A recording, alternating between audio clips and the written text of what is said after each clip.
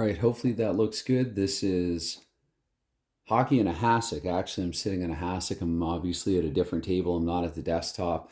What my wife's away for brunch right now with some friends, and so it's been a long time. I think the first couple videos that I did actually were on this living room tabletop, and then I started uh, just doing them in an aside room and on a desktop on the desktop. So anyway.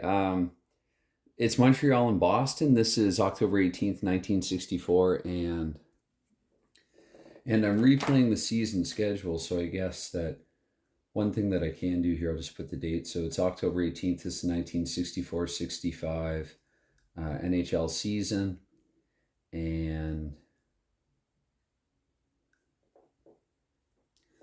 in real life, the result of this game was a 3-1 win. Actually, I have it here up on the TV in the background between Montreal and Boston. In the real game, let's see, Busick scored. Busick actually is yet to score in my replay of the season. He has a couple of assists. Boston is led in scoring by Murray Oliver. He has 3 goals and 5 points. Boston themselves have played 3 games. And right now, Montreal and Boston, and this is another reason, though I really don't need another reason to show Habs Bruins on this tabletop here, but another reason why I decided to show this one is because each of these teams is tied right now for first in the standings, and it's super early, but they are the only 2 teams with 4 points. They've arrived at those 4 points differently. Boston undefeated so far with a record of 1-0-2. Historically not a very good team. They actually came into this game with a record of 0-3, and then they lost this game 3-1 in real life. Montreal, they came into this one, or they come into this one, at least in my replay, with a perfect 2-0 record, and so that's how they have their 4 points. And I see that in the real game, Claude Provo scored. Provo has back-to-back hat-tricks to start off the season. I'm not sure, certainly prior to 1965, if anybody ever began a season with 2 hat-tricks, like hat-tricks in back-to-back games. That's really hard to do in any case, but so Provo 6 goals and 7 points in 2 games. Murray Oliver 3 goals and 5 points in 3 games. Where Ted Green also has 5 points, all assists for the Bruins. For the stamina, I have to make a pre-game adjustment. Montreal is actually going to start the game at 9. There were games played. October 18th, 1964 was a Sunday. I guess maybe I can even write that down. And also I'm going to use this laminated sheet of paper which has the stamina on it. I put the stamina right on it. And a dry erase too, if there are adjustments during the game. I mean, I know I could use the score sheet for that as well, but I like having a little more space maybe to make certain specific notes for what could take place in the game. I was just watching Steve Tower play it, and it just became too much. I had his game on. I was washing, drying dishes, and listening to him play the game and watching him play the game as well. And then I realized, wait, I can take the rest of his game on a walk with me and walk and listen to it. But it just became too tempting to play it. It had become too tempting to play, which I think speaks well to his video. You watch it and it makes you want to go out and play. Hopefully you watch a video like this and it'll make you want to go and play this game as well. Because as I've said before, this is a fantastic game. And so I have to figure out actually for Boston, because their stamina, they actually defeated Toronto, the defending Stanley Cup champion Toronto Maple Leafs coming into the 65 season, off to a disappointing 0-2 start. But in that game, they beat Boston up pretty good. Boston's stamina was lowered to a 3. So one thing that I'm going to double check, and if I don't see an exact specification, I'm just going to put Boston to 7. Basically, how it works is you only get half your stamina back. So unless it says to round down, and then in which case I will start Boston at 6, I'm going to start them at 7. It's right here again, like even though the book is well written and nicely laid out, there's also this, quick reference card that you can refer to. So it talks about, pretty darn sure that it's here back to back. Yeah, they only recover half of the stamina loss in the previous game. So Boston lost 7 points stamina in the previous game. I can't give them 3.5 points back, so I'm going to start them at 7. Montreal lost 2 points in the previous game, so I'm going to start them at 8. Again, this is Sunday, October 18th, but both of these teams played on Saturday, October 17th. So trying to think if there's anything else here. Got the dice. I think I will use from the new the package. And I was going to use these for stamina markers as well, but they're a little big. I might use them for a different game. We got some chairs the other day, and they were chairs that you assemble yourself, some IKEA type chairs. I'm not sure if they were IKEA or not, but something that was delivered to us, and then we had to put it together. And this came with, I don't know if it was the legs or what it was, but these here, I saw these and I thought I might be able to put stickers on them or color them and use them in a game. So I have a design space. It's in and around the desktop where I normally video record games. My wife calls it the garbage dump. I'm okay with that. I take that on the chin. It is a happy, fun garbage dump. So anyway, I'm going to use yellow for the battle die. Again, I've got my own. I do this probably with pretty much every hockey game that I play. I consider myself, I like to think of myself as a creative person, and so I come up with my own unique little ways to play it that might be a little different. So I'm actually going to use 3D20s. These two will either be, default I guess would be visitor and home. Visitor is blue, home is red in this game, but also for control and defense as well. It's possible that I'll use the red and blue for those reasons. And then I have my 2D10 here, and I'll use this here yellow for the timer. I'm not too worried when it gets, like, again, this is PDF. I don't have Gary Brown's components, but I'm not too concerned when it gets to the empty net phase of the game in the final couple of minutes of the third period, if necessary. I know that 1 and 2 I would take away 20 seconds, 3 and 4 I'd take away 20 more, or 40 seconds total, and then 5 and 6 I would take away 60 seconds. So it's possible. I've played probably about 20 games of this now, 15 to 20 games of it, and it's possible I've acquired some of my own bad habits of incorrect usage. One more thing, actually, before I get this started. What am I now? 6-7 minutes into the video. This is going to be a longer one. Although one of the things I like best about the game, and it kind of, Steve Tower, though he didn't say as much, he brought it to mind when he was talking about what's good about the game.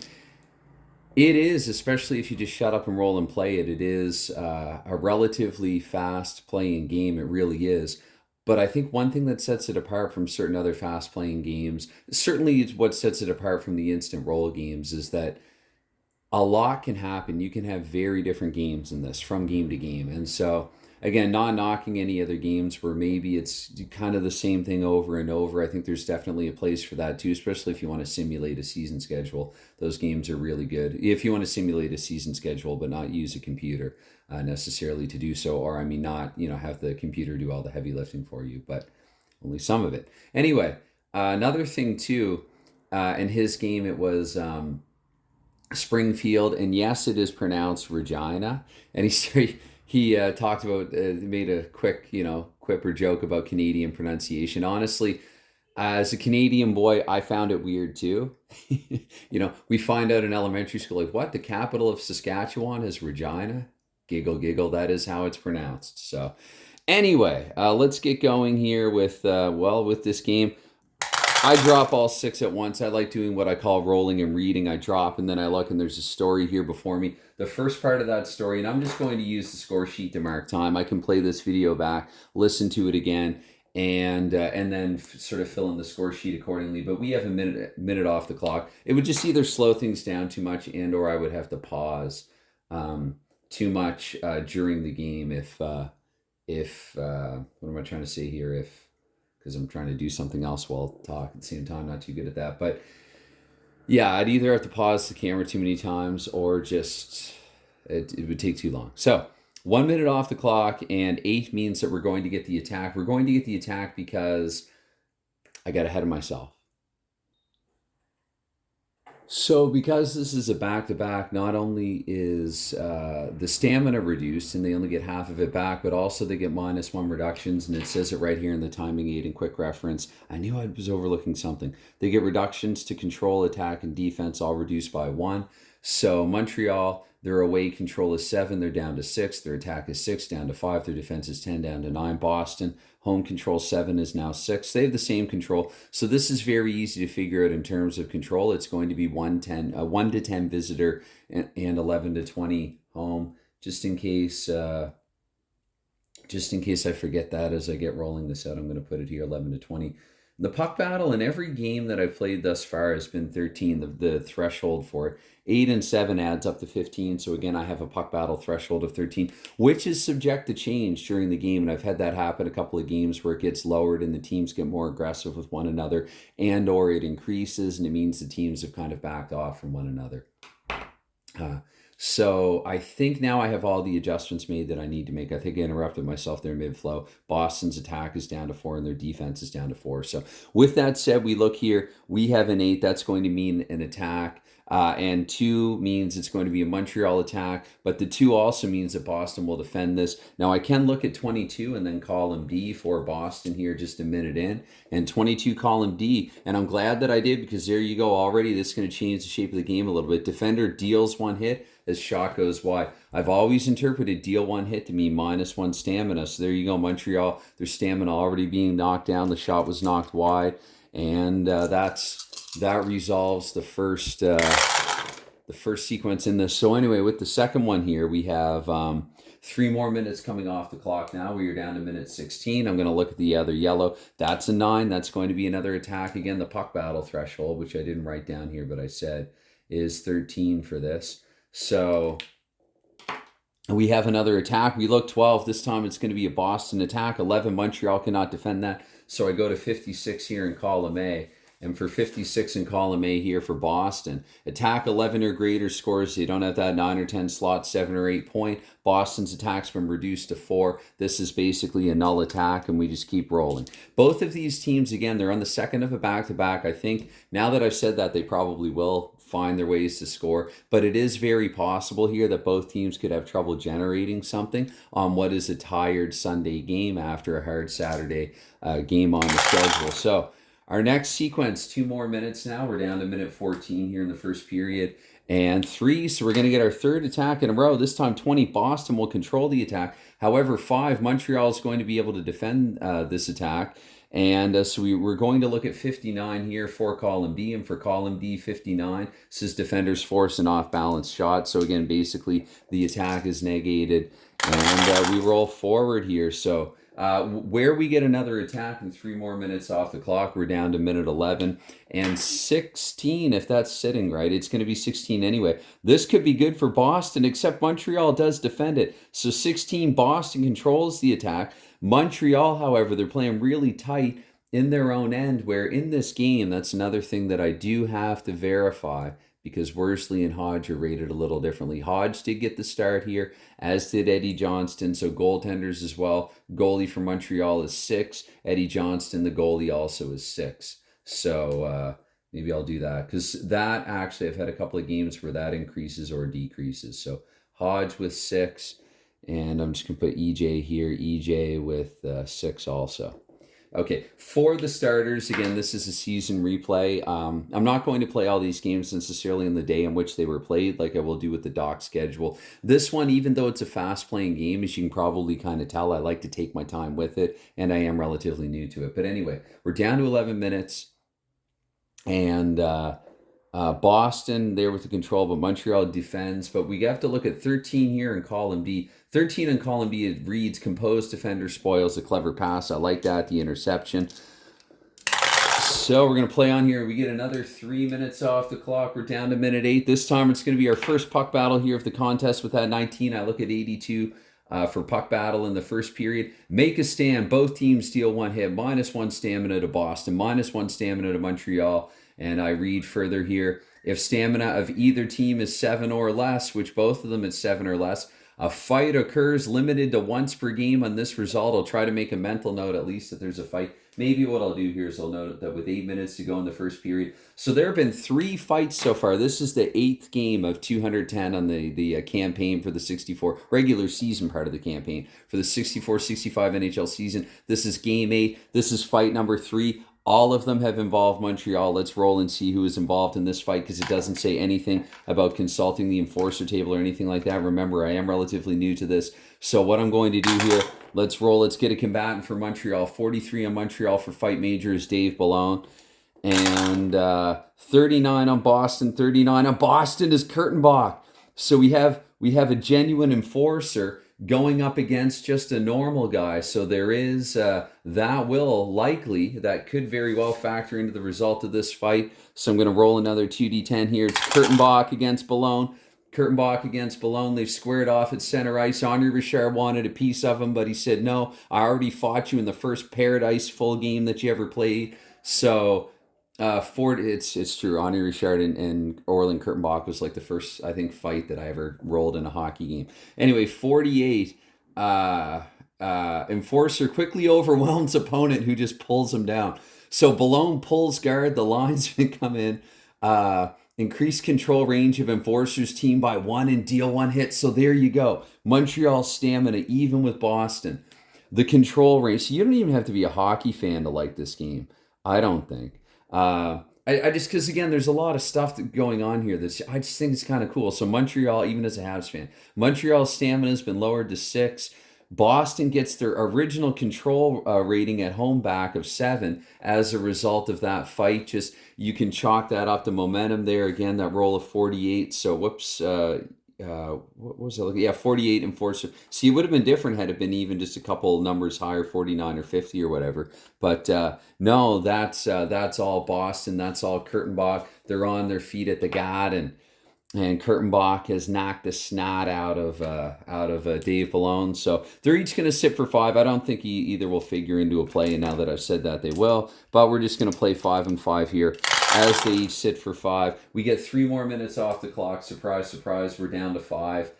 And 6 there. So this is going to be another attack in 7. Oh, this could be good. Boston controls. Montreal can't defend it. Boston 7. I'm delaying the inevitable, but wicked slap shot. No, not wicked slap shot. Attack 2 or greater scores. So we have a 1-0 game here for Boston. Another thing that I could have said was, even though Montreal won the Stanley Cup in 65, this is Boston on not my desktop this time, but this here tabletop. So Boston, let's figure out who scored the goal. So wasn't a slap shot, but still 31. This is regulation. Reg Fleming, that is his 2nd of the season. And roll the D20 here. I'll just drop this D20. So that's an 11. D20 for the 11. I'll read the specs of it. With this game, the assist, I think in 3 words, it just can be summed up as what feels right.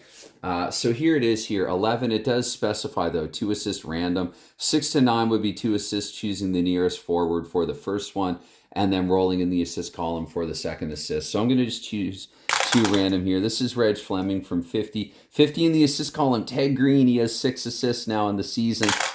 And so Ted Green, he's gift wrapping, setting it up for everybody. And Bill Nibs, the second highest center. Why not? That's completely plausible because Fleming here is the second highest left wing. So again, that's Fleming from Green and Nibs. Exact time of the goal. I could do my own D6 -1 thing. I'll do it the way that Stone Cold, kind of the way that Stone Cold does it. So because this is 1, I'm going to subtract from the first 20 seconds down from the minute. And then that's 17. So I'm going to take 17 seconds away from the minute. And I'll actually put the exact time here. We're going to go with 8.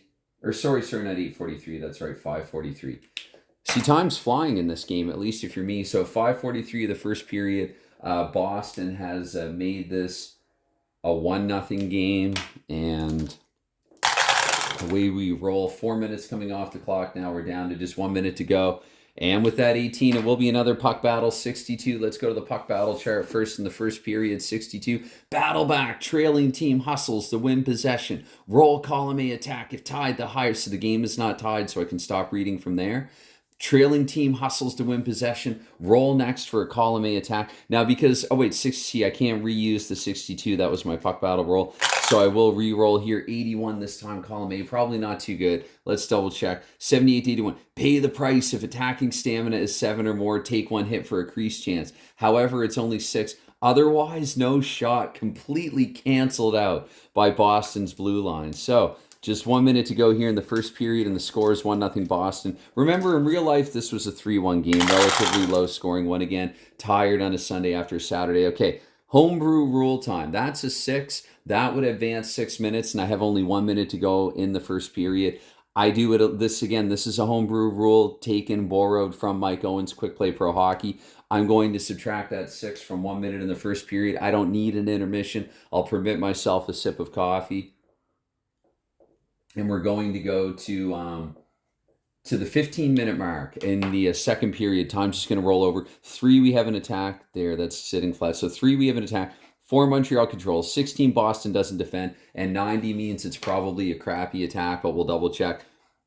Attacking stamina 6 or greater, 8 or greater crease chance because it's 90 and not 89. 6 or 7, it's going to be a slot chance if the attacking stamina is 6 or 7. So I re-roll from that 90, a roll that I've already used for the slot chance. 57 in the slot. 57 in the slot tells me goalie 6 or greater save. So toe save by Eddie Johnston. It's still a 1-0 game here for the Boston Bruins. And we roll on. The black didn't go through. Now it did. Okay, so 5 more minutes now. So we're midway to the midway point of regulation, and I like that too. You can have within a game, it speeds up and it slows down. That's hockey. You get several whistles within a minute or two, then you go several minutes without a whistle. That is the flow, the timing flow at least of hockey. So down to 10 minutes now here in the second period. And 13 is going to be a puck battle just on that threshold. It's equal to or greater than. So 76 in period 2, because the 2d10 amount to 76. Or they don't amount to it. They would amount to 13, or add up to 13. But they read 76. 76 to 84, make a stand. Both teams to feel, deal 1 hit. Oh, so this is what I had in the first period with 8 minutes to go when Orland Kurtenbach beat up Dave Ballone real good. So there's going to be no fight here, but both teams, their stamina's down to 5, which as you saw when I just rolled the 90, that went from a crease chance to a slot chance. A crease chance, that probably would have been a goal on old Eddie Johnston. The crease chance, that would, now I'm curious on. I can't remember the exact number, but anyway, it wouldn't surprise me if that indeed was a goal on, I think it was actually, on Eddie Johnston. So just goes to show you, if you think, moving the stamina 1 or 2, moving the controller, the attack 1, does it make a difference? The answer is yes, it certainly can. It doesn't always, right? It doesn't always. It shouldn't always, but it certainly can in any given game. So so 10 minutes ago here, got ahead of myself again. Yeah, back to the 76. So both teams steal 1 hit. I believe I already did that. Took the stamina back. Plus 1 hit if they, if they have 1 or more. No, sorry, I'm looking at the wrong row here. If the stamina of either team is 7 or less, a fight occurs, but only once per game, because 76 there, so not the chance. Anyway, we roll on. I'm so worried about doing something wrong. I want to play it right. Anyway, 8 minutes to go here in period 2. 3, it's going to be an attack. 7, it's going to be Montreal controlling, being the road visitor. 1 to 10 control, remember. 3, Boston's going to defend that damn attack. 79. So we look at column D here, 479. And column D for, I usually have these charts in the binder. I'm not used to moving them around like this. Questionable attack ends the rush, but no whistle. So they're vehement on the Montreal bench that there should have been a call there, should have been a penalty. And the ref's being asked to check his voicemail opera pasta in the Dunkin' Donuts commercial. And Boston just on a questionable non-call there ends up defending the play. So now we're going to be down to 7 minutes. See, now time is slowing down. What's transpired here? 5, another attack. 9, Montreal control. 20, Boston can't defend. 70, looking to column A for 70. Looking to column A for 70. Attack 13 scores. They don't have it. This attack just fizzles out. And we roll on here. Down from the 7-minute mark, we get a 4, so we're down to 3 minutes to go here in period 2. There's been no penalties other than the majors, and we're not going to get one here, probably not anyway. We get an attack, a 3, 4 Montreal controls again, 15 Boston can't defend, and a 99. That's an odd, rare roll. I might have to re-roll something. Look at this. I re-roll a D20, because I've used all these D20s in the prior roll. I really like this roll and read, though, just throwing all 6 dice and then reading a little story. Having the dice tell me a little story without having a roll. Like, I try to limit my number of rolls. I've talked about it before. So D20 split. Penalty shot granted. Use the shootout column, but that's if it's a 1 to 5 in the D20. If it's a 6 to 20, I've not had have I had a penalty shot in this game? I have. It was a game off camera with different teams. Anyway. So I'll just use the yellow D20. It's a 3. I have a penalty shot.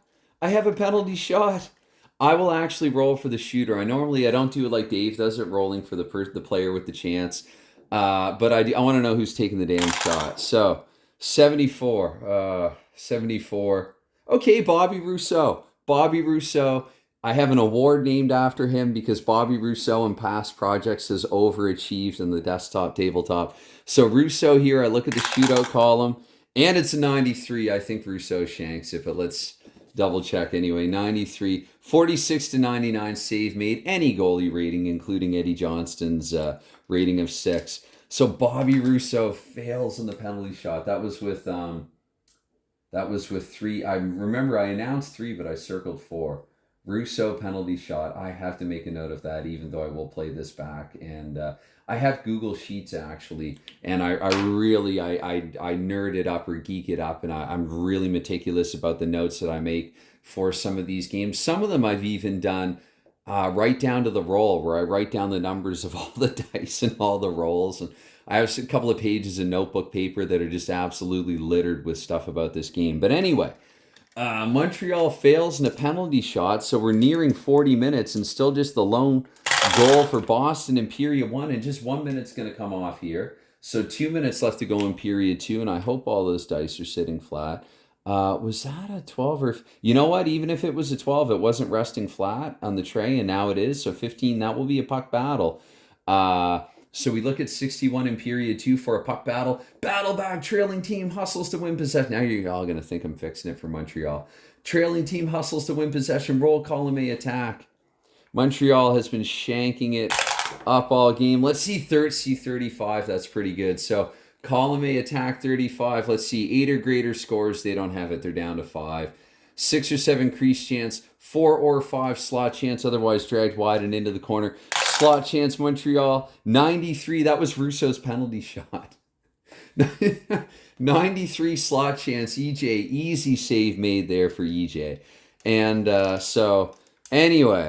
Okay. So 6 minutes. Again, I'm just going to wrap that. I had 2 to go in period 2. So we're going to say minute 16 in period 3. See, if I were a Habs fan, I want to slow it down and buy time perhaps. But let's see. 13, puck battle threshold again. 63 in period 3. Is it the same thing? That's the third one this game. Battle back, trailing team. That's Montreal. Hustles to win possession. Roll, column A, attack.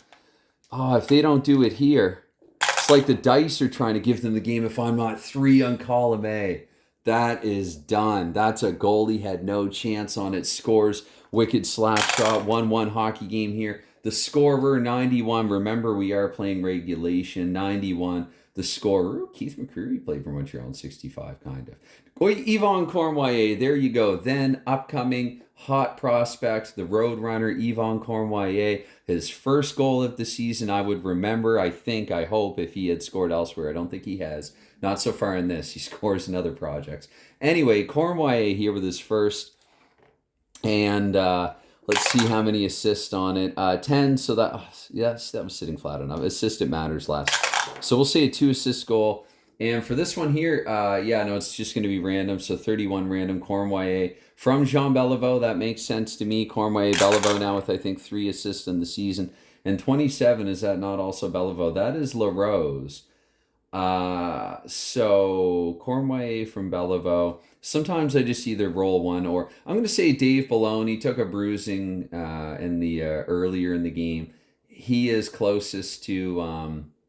that's not really how it's done, though. If a player's... Well, no, it does say, actually, it does. If a player is repeated, choose nearest alternate player, and then 2 stars nearest forward relative to the goal scorers line. Oh, the goal scorers line in the team card. So if I look there, Cornwallier from Beliveau, his left wing, I guess I could give it to Gilles Tremblay. Like, it doesn't really matter a whole lot, I don't think. But I said Boulogne first. I'm not going to take it away. So Cornwallier from Beliveau and Boulogne. If you think that it's somehow entirely, utterly inconceivable that those 3 could be sharing the ice at the same time in 64, then I don't know what to tell you. So 16 minutes to go. We have a 1-1 hockey game here. 1-1. Yvon Cornwallier tying things up here for Montreal. This would be my lowest scoring game if it finished 1-1. 2 minutes off the clock. So we have 14 to go here in it, and I don't do overtime. 4, it's going to be an attack. 17 Boston control, but 3 Montreal defends. 49 in column D we look, and 49 in column D. Defenders force an off-balance shot, and that's all she wrote for that. So So we roll down here a little further, 3 minutes now. We're getting down to 11 to go here in regulation with the 4. It's going to be another attack. 15, it's going to be Boston. 12, Montreal can't defend it. 13, Boston. Or 13, whoops. 31, Boston.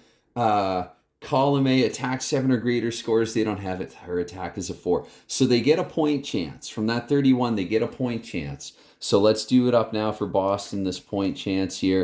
They need to roll low. 55, I don't think they've rolled low enough. I think Hodge can handle it from the point with the 55. Goalie 4 or greater save. Yeah. Remember, too, the one that Johnston, and he's a 6, and it had to be 6 or greater. That could have been another goal. Montreal's had a couple there, but you got to be a little lucky to be good and vice versa. So the save, and we go to our next play here. We're 4 minutes. We're now down to 7 minutes to go in the game. 19, it's a battle this time. 21 in period 3, 21 in period 3. Aggression check, that's our first this game. Minor penalty, because remember, only the serious, like the important, like you can assume elsewhere in the game that some standard 2-minute minors and they've been killed off. Similar to in shootout hockey. But anyway here, 21, so aggression check, minor penalty and injury, and then deal 1 hit, right? So first of all, Montreal, the visitors, 16 plus an aggression of 8. Boston, 12 and an aggression of 7. That's how I do it. It's explained a little differently in the book, but I think it's 2 different. I'm pretty darn sure it's 2 different ways of doing the same thing. I just take the D20 and I add the aggression number and I leave it at that. So again, 24 is greater than 19. Montreal, therefore, could be facing greater repercussions here. So minor penalty and also an injury and deal 1 hit. So Boston stamina back down to 4. Remember, it was at 3 on Saturday.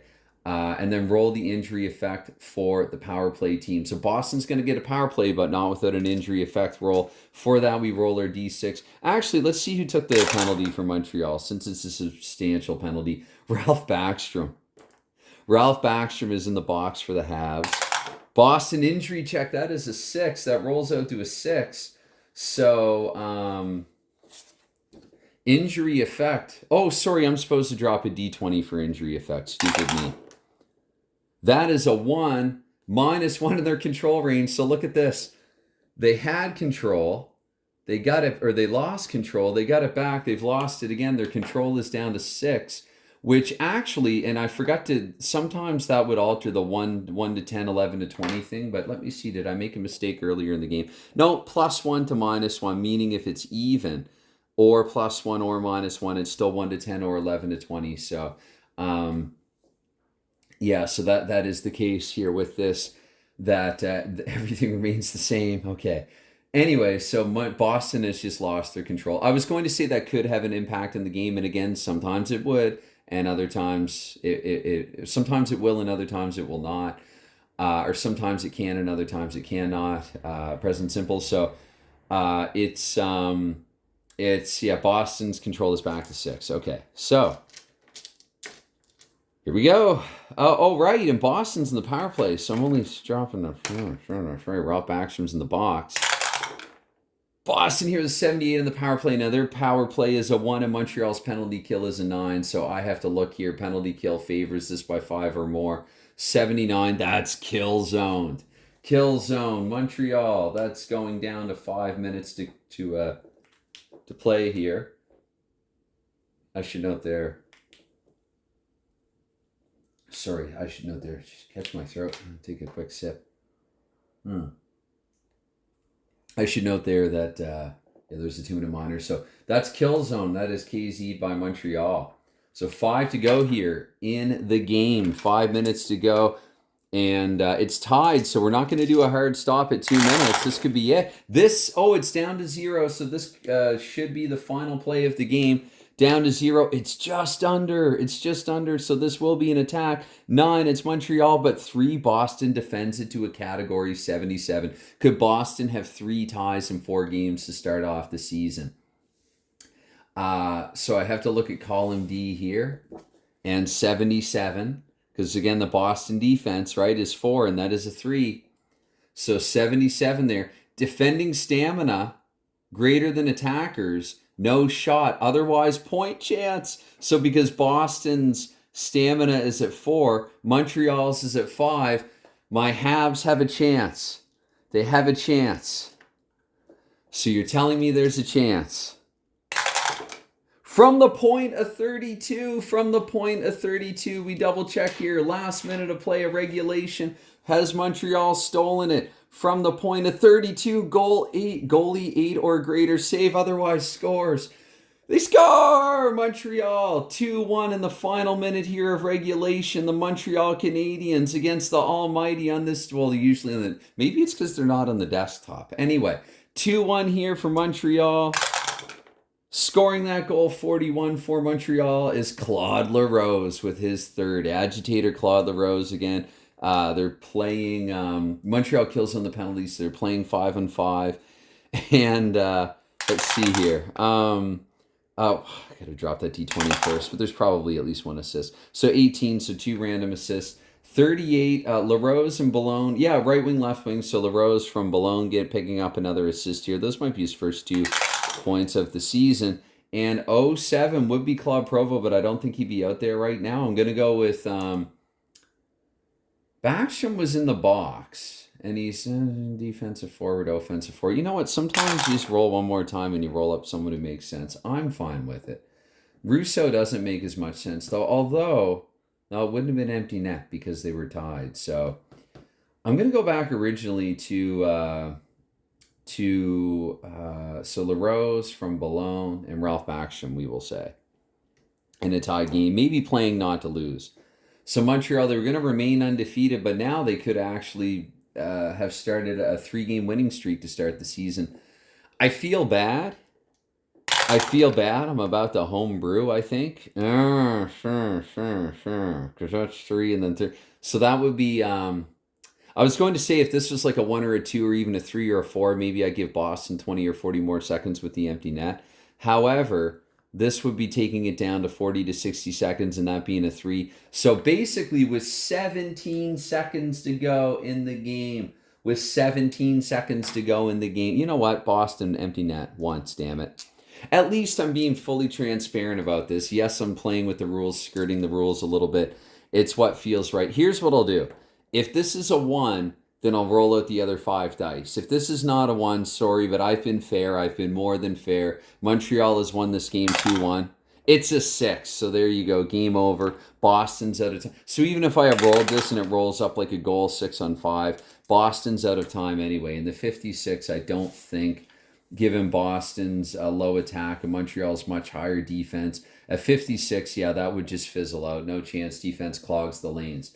So there you have it, 2-1 Montreal final score now in this near 40-minute video. The game itself takes less than half that to play. I wanted to talk about it and narrate it, I guess, a little more for you. So this is the final score, Montreal 2, Boston 1. Anyway, have a great rest of your Canadian, need